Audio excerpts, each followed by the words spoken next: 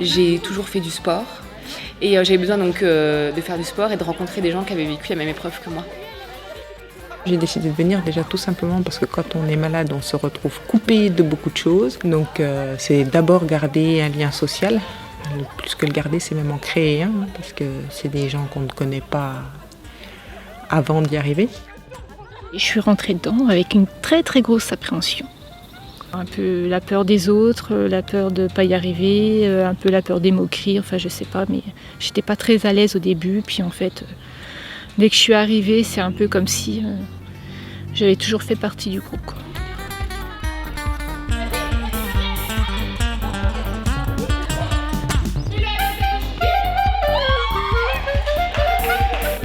J'ai découvert qu'on pouvait avoir une pratique physique collective sans être forcément dans la performance et dans la compétition.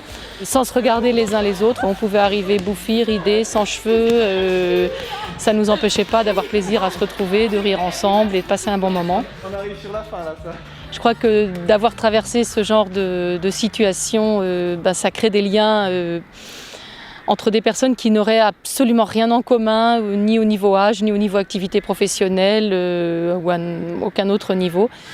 Mais il y a quelque chose qu'on a traversé et qui nous relie. Les bénéfices de l'activité physique sont multiples. Il y a d'abord un certain nombre de cancers pour lesquels on s'est rendu compte que l'activité physique, avec une intensité quand même relativement élevée, mais régulière, apporte un bénéfice en survie. Également, on s'est rendu compte que l'activité physique permettait de diminuer le risque de rechute. On s'est rendu compte aussi que la pratique d'une activité physique améliorait le sommeil, le bien-être et l'observance des traitements.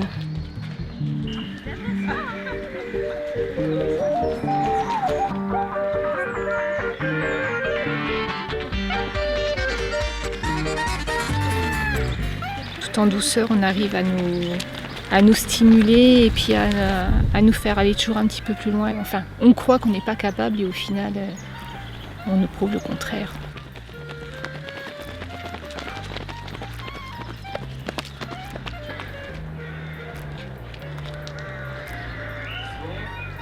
Le rôle du prof spécialisé, justement, c'est d'individualiser ses cours. Donc chacun fait en fonction de ce qu'il peut faire. Il n'y a pas d'esprit de compétition. C'est vraiment, on fait ce qu'on peut, mais le but, c'est d'être bien. En général, quand on arrive, ce que font les personnes, c'est souvent la marche, parce que malgré tout, ça reste le plus facile quand on est dans les traitements où on en sort juste. Marche et aquagym. Et puis après, petit à petit, ils étendent leurs activités. Le regard, tout est là, droit devant. 3, 4, 5, 6. Je plonge qu'en cas d'extrême nécessité. 8, 9. L'objectif, c'est surtout que ça puisse être, les activités physiques puissent se répercuter au quotidien en termes de bénéfices. C'est qu'on puisse me dire j'arrive à monter le bras plus haut maintenant par rapport à avant, monter les escaliers sans être essoufflé, pouvoir aller se promener, se balader sans avoir de gêne d'équilibre, etc. Oui. Ah. Oui. Mais bien. Voilà.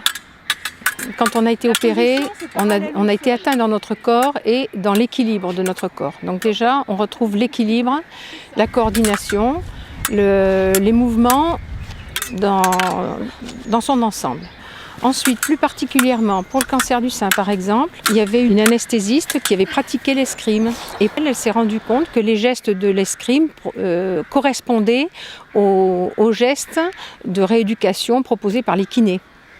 Mais c'est avec le jeu en plus.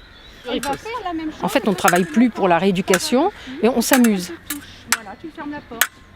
Et à nouveau, on en enchaîne. Pour moi qui suis toujours en traitement, j'ai moins mal quand je fais l'exercice physique. Enfin, pour être honnête, j'ai plus mal sur le coup et moins mal sur la durée. Et puis je dors mieux, je me sens mieux. On se rend compte que le sport, au lieu de nous fatiguer, peut vraiment nous détendre, nous redonner du tonus. Voilà. Allez, top. T'as pas un ballon à gonfler? Reste bien droite. Oui. Pars pas sur l'arrière. D'accord. Vraiment, le sport, les médecins nous disent que ça fait partie du traitement et j'en suis absolument convaincue. Mis à part les personnes qui sont dans le bureau et qui sont là depuis le début, les personnes qui viennent restent souvent une année ou 2 maximum, parce que l'objectif d'ailleurs c'est pas qu'elles restent tout le temps dans notre association, c'est un passage pour reprendre une vie normale et retourner par exemple dans les clubs de sport où elles étaient avant.